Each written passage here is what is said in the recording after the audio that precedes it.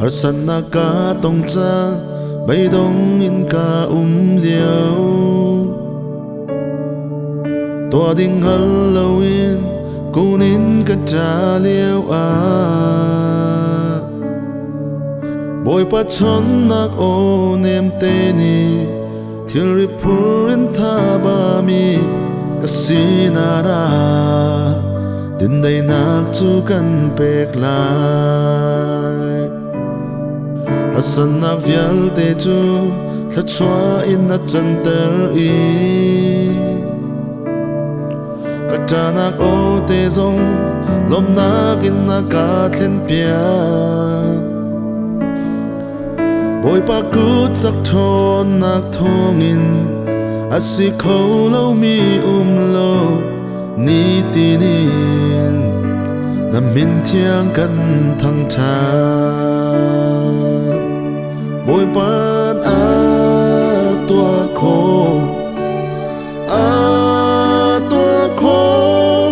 tua kho lo ngai lo chi na te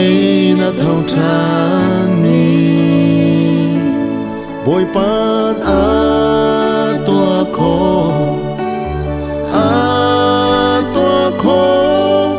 lung re thấy boy nak tay khô nak giống na cà phê har sat nak vial te chu thla chua in na chan ter i ta nak o te zong lom nak in na ka thlen pia boy pa kut sak thon nak thong in asi kho lo mi lo ni tinin na min thiang kan thang tha boy pan tua kho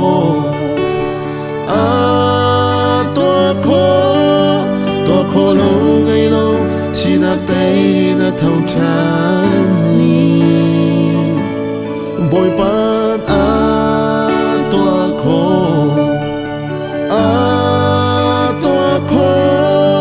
lung re thấy boy na tay khô na giống na cà phê đâm lâu mi đâm nak na bet chi mi no na be ki na nun ta cha lung pi in ti na chua ti khana thung ter i boy pa na tua kho dam lo mi dam nak na ben a chi mi no na pe i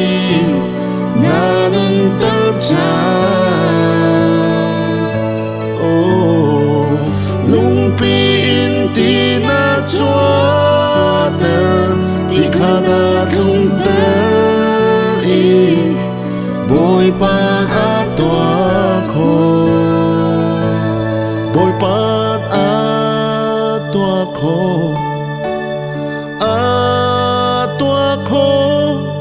tua kho lo ngai lo chi na te na thau chan mi boy pan tua kho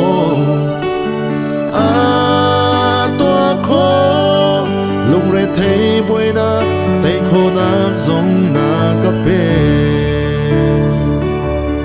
boy pan tua kho